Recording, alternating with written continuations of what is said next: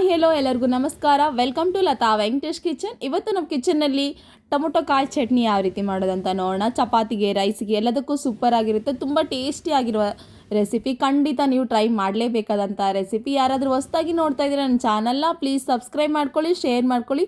ಹಾಗಾದರೆ ಹೇಗೆ ಮಾಡೋದಂತ ನೋಡೋಣ ಬನ್ನಿ. ಚಟ್ನಿ ಮಾಡ್ಕೊಳ್ಳೋದಕ್ಕೆ ಪದಾರ್ಥಗಳನ್ನು ನೋಡ್ಕೊಂಬರೋಣ. ಒಂದು 250 ಗ್ರಾಮ್ ಆಗೋಷ್ಟು ನಾನು ಇವತ್ತು ಟೊಮೊಟೊ ತೊಗೊಂಡಿದ್ದೀನಿ. ನೋಡ್ತಾ ಇರ್ಬೋದು, ಕಾಯಿ ಇರುವ ಟೊಮೊಟೊ ತೊಗೊಂಡಿದ್ದೀನಿ.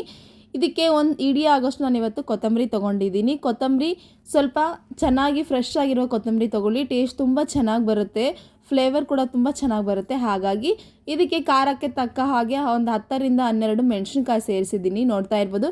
ಏನಾದರೂ ಖಾರ ಜಾಸ್ತಿ ಇದ್ದರೆ ಸ್ವಲ್ಪ ಕಡಿಮೆ ಮಾಡ್ಕೊಳ್ಳಿ. ಟೇಬಲ್ ಸ್ಪೂನ್ ಆಗೋಷ್ಟು ನಾನು ಇವತ್ತು ಜೀರಿಗೆ ತೊಗೊಂಡಿದ್ದೀನಿ. ಇದಕ್ಕೆ ಒಂದು ಗೆಡ್ಡೆ ಆಗೋಷ್ಟು ಬೆಳ್ಳುಳ್ಳಿನ ಸುಲಿದು ರೆಡಿ ಮಾಡ್ಕೊಂಡಿದ್ದೀನಿ. ನೋಡ್ತಾ ಇರ್ಬೋದು.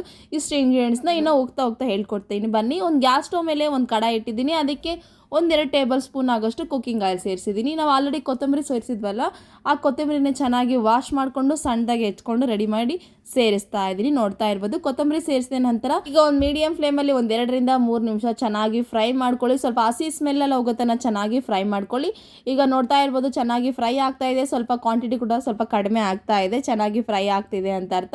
ಈಗ ಫ್ರೈ ಆಗಿರೋದನ್ನು ಒಂದು ಪ್ಲೇಟಿಗೆ ಟ್ರಾನ್ಸ್ಫರ್ ಮಾಡ್ಕೊಳ್ಳೋಣ. ಅದೇ ತವಗೆ ಮತ್ತೆ 1-2 ಟೇಬಲ್ ಸ್ಪೂನ್ ಆಗೋಷ್ಟು ನಾನು ಇವಾಗ ಕುಕ್ಕಿಂಗ್ ಆಯಿಲ್ ಸೇರಿಸ್ತಾ ಇದ್ದೀನಿ. ಆಯಿಲ್ ಒಂದು ಸ್ವಲ್ಪ ಬಿಸಿ ಆದ ನಂತರ ಒಂದು 250 ಗ್ರಾಮ್ ಆಗೋಷ್ಟು ಟೊಮೊಟೊನ ವಾಶ್ ಮಾಡಿಕೊಂಡು ಸಣ್ಣದಾಗಿ ಹೆಚ್ಕೊಂಡಿರೋ ಟೊಮೊಟೊ ಸೇರಿಸ್ತಾ ಇದ್ದೀನಿ.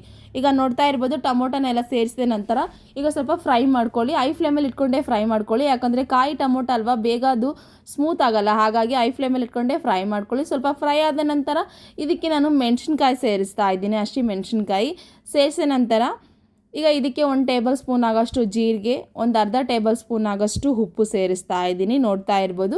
ಇದಕ್ಕೆ ಒಂದು ಸ್ವಲ್ಪ ಬೆಳ್ಳುಳ್ಳಿ ಕೂಡ ಸೇರಿಸ್ತಾ ಇದ್ದೀನಿ. ಇದೇ ಸ್ಟೇಜಲ್ಲಿ ಸೇರಿಸಿದ ನಂತರ ಈಗ ಇನ್ನೊಮ್ಮೆ ಚೆನ್ನಾಗಿ ಮಿಕ್ಸ್ ಮಾಡ್ಕೊಳ್ಳಿ. ಮಿಕ್ಸ್ ಮಾಡ್ಕೊಂಡ ನಂತರ ಐ ಫ್ಲೇಮಲ್ಲಿ ಇಟ್ಕೊಂಡೇ ಫ್ರೈ ಮಾಡ್ಕೊಳ್ಳಿ. ಒಂದು 4ರಿಂದ 5 ನಿಮಿಷ ಚೆನ್ನಾಗಿ ಫ್ರೈ ಮಾಡ್ಕೊಳ್ಳಿ. ಸ್ವಲ್ಪ ಸಾಫ್ಟ್ ಆಗಬೇಕು, ಎಲ್ಲ ಹಸಿ ಸ್ಮೆಲ್ಲೆಲ್ಲ ಹೋಗ್ಬೇಕು. ಆ ಥರ ಚೆನ್ನಾಗಿ ಫ್ರೈ ಮಾಡ್ಕೊಳ್ಳಿ. ಈಗ ನೋಡ್ತಾ ಇರ್ಬೋದು, ಚೆನ್ನಾಗಿ ಫ್ರೈ ಆಗ್ತಾ ಇದೆ. ಸ್ವಲ್ಪ ಸ್ಮೂತ್ ಕೂಡ ಆಗ್ತಾ ಇದೆ.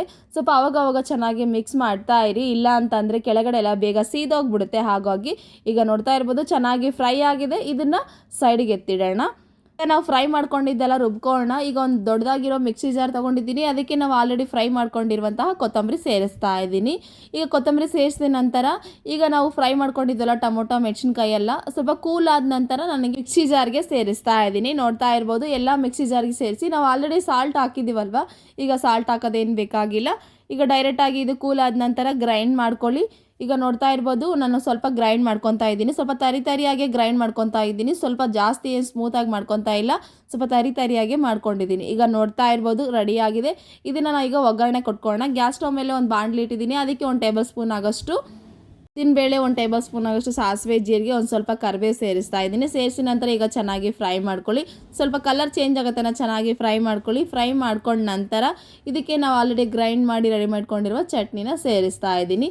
ಈಗ ನೋಡ್ತಾ ಇರ್ಬೋದು, ಸೇರಿಸಿದ ನಂತರ ಈಗ ಇನ್ನೊಮ್ಮೆ ಚೆನ್ನಾಗಿ ಮಿಕ್ಸ್ ಮಾಡ್ಕೊಳ್ಳಿ. ಒಂದು ಸಲ ಚೆಕ್ ಮಾಡ್ಕೊಳ್ಳಿ ಸಾಲ್ಟ್ ಆಗಿದೆಯಾ ಇಲ್ವಾ ಅಂತ. ಈಗ ನೋಡ್ತಾ ಇರ್ಬೋದು, ಟೊಮೊಟೊ ಕಾಯಿ ಚಟ್ನಿ ರೆಡಿಯಾಗಿದೆ. ಈಗ ನಾನು ಬಿಸಿ ಅನ್ನಕ್ಕೆ ಸರ್ವ್ ಮಾಡ್ತಾ ಇದ್ದೀನಿ. ಬಿಸಿ ಅನ್ನಕ್ಕಂತೂ ಸೂಪರ್ ಆಗಿರುತ್ತೆ. ಈಗ ನಾನು ಒಂದ್ಸಲ ಟೇಸ್ಟ್ ಮಾಡಿ ಹೇಳ್ತಾ ಇದ್ದೀನಿ. ನೋಡಿ, ಟೇಸ್ಟ್ ಅಂತೂ ಅದ್ಭುತವಾಗಿತ್ತು. ಖಂಡಿತ ನೀವು ಒಂದ್ಸಲ ನಿಮ್ಮ ಮನೇಲಿ ಟ್ರೈ ಮಾಡಿ. ಹೇಗಿದೆ ಅಂತ ನನಗೆ ಕಮೆಂಟ್ ಬಾಕ್ಸಲ್ಲಿ ತಿಳಿಸ್ಕೊಡೋದು ಮರಿಬೇಡಿ. ಸಬ್ಸ್ಕ್ರೈಬ್ ಮಾಡಿ. Thank you so much.